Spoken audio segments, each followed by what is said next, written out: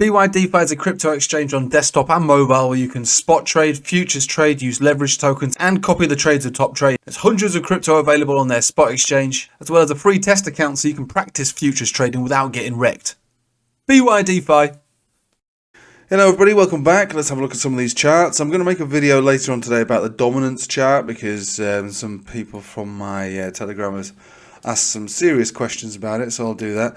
And I suppose because a couple of days ago I was talking about the potential alt season or a small alt rally, and that was based on the idea that this could have broken down from this level at the same time that Ethereum could have broken out from this level.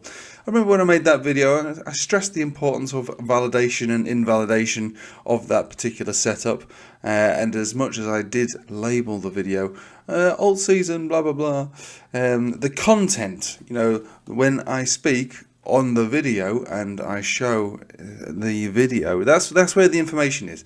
The information is not a thumbnail. The thumbnail actually, when you click on that, it takes you through to a video, and I believe that video, particularly that specific one, was about 20 minutes long.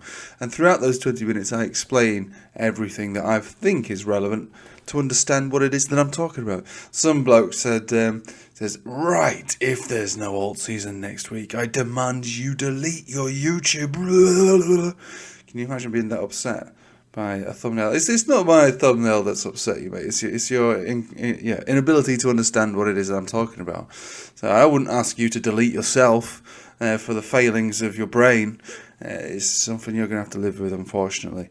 Remember, this is my bread and butter. I make my money from trading, all right? So I click these buttons for a living, and you know, I live a largely leisurely life, as much as I can't speak. But it is a very early morning. So let's have a think about the overall market, and today I will make a more in-depth video about the dominance chart, because it's definitely something that probably needs to be straightened out here, what and why and when to use it, and if to use it at all, really. It does serve a purpose. It absolutely served a major purpose around this double top around here, where we made, well, probably the fastest, highest amount of money I remember making from actual trading. Obviously this alt season back around here, this was fluke. Made a lot of money around here, but I would actually say that I made more money here than I did in this alt season around here. And I bought XRP when the dominance chart was, well, 98%. So you can imagine, obviously, the gains that were felt around here. But this was much better. Anyway, I'll make this video later today to explain the relevance and the use of the dominance chart. So for now, we're just going to stand and admire the traditional markets and Bitcoin. So we'll start with the US 500, the S&P basically.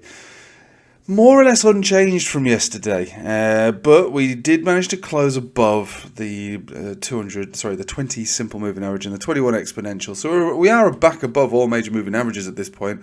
It's, like I said yesterday, you can close above it, you can use it to retest, and you can see that that's already happened already. But because the 20 moving average is facing down, again, this is what I was saying yesterday, this is pointing down. It means that the supports are going to be lower.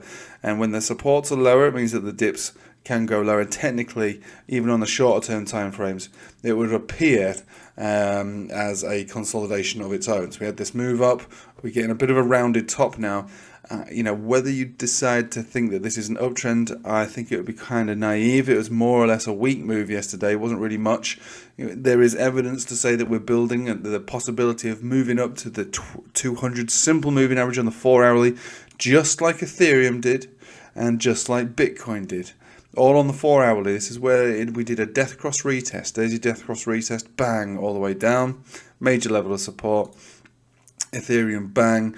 Currently hasn't broken down to a dramatic effect, but absolutely does threaten that possibility, because a death cross retest, believe it or not, is a bearish setup. Okay, it's a bearish setup. Death crosses, you know, it's kind of in the name, isn't it? A death crosses, that doesn't sound particularly bullish, does it? So there's a death cross retest here, death cross retest here, and are we going to get it here, the death cross retest over here? That's only another $40 away from where we are right now. That's really not much at all. So if we do see a move up on the S&P, be very, very careful as we approach that. Well, it's less than 1%, isn't it? 0.75%. before the next rejection, which could easily take us down to our next lower low. And personally, over the next month or two, I'll be looking for this area to get hit.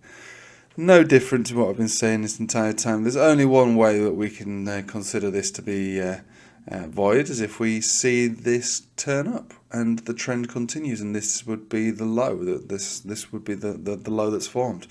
I don't think that's the case, because we take ourselves over to the Dixie, and Dixie is consolidating itself. As soon as we get a breakout on the Dixie, it should be pretty fantastic.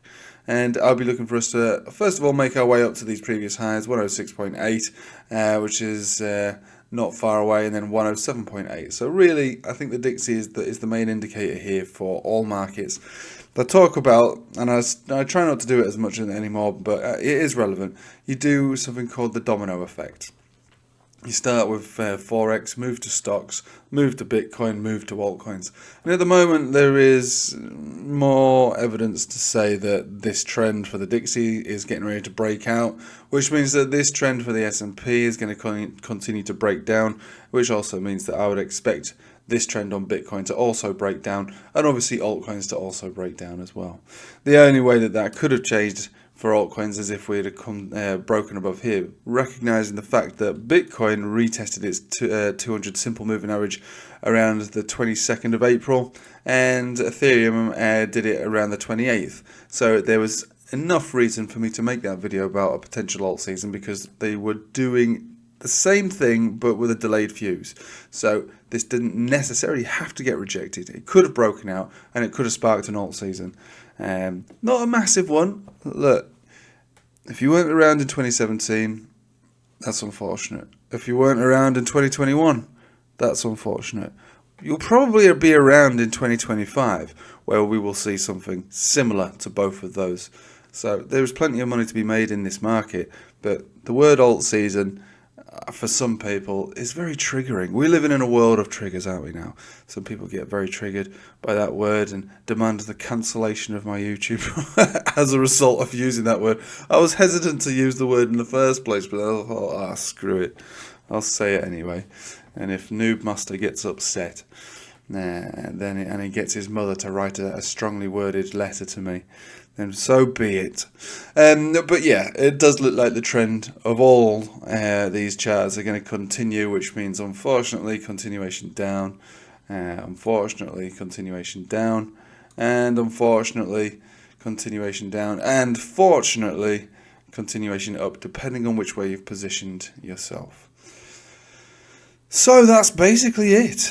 I mean, it's relatively simple. Whatever trend you see on the charts, on any chart right now, is most likely to continue. So that is basically it. It's kind of relatively simple. The trends that we're in are likely to continue. Well, I suppose that's all you really need to say, isn't it, really? You want to boil it down and get as much information in here as possible. You can summarize it like that. You know, I know that sounds oversimplified, but it's the truth. This trend will continue, Bitcoin's trend will continue, blah, blah, blah, blah, blah, blah, blah, blah. Right. There's really not much more to say. This is it. That is the deal. All areas on these charts completely relevant. 58,000, 59,000 I think is almost certainly going to get hit for Bitcoin. And below that, there are increments on the way down. We're talking 56, which I believe is where the 20 moving average on the weekly is sitting, which is a major area. Yeah, 55 to 56,000. That would be a major area, and I said this yesterday, if we're going to move down into into that, you would expect a serious dead cat bounce, most likely leading into a lower high before we come back down further. And that all very much depends on how stocks and Dixie, remember the domino effect leading into Bitcoin, it can move on its own, but it's most likely going to want to move with the rest of the market. And if all the trends are the same, then we should expect them all to move together. So if it bounces at 56 and goes to a new all-time high, excellent. We'll have clues to think that might be the case if S&P, for instance, has come down to 4,700. We could make an educated guess that would be the low, to be honest. But this is all far off right now. All we're doing is boiling down these stats, looking at these looking at these indicators, looking at these trends, and working out if they have further to run. And I believe that they do. I think they're going to continue in their current trajectory until further notice. And we will pick up on the signals and signs on the way down to suggest if momentum is dwindling and looking to turn around back into an uptrend, which I'm sure it will. But from what level exactly to the tick, I couldn't tell you at this stage right now. You've got to make an educated guess. If you're afraid, you can start to dollar cost average into significant areas. So you can, like I say, make sure you got skin in the game.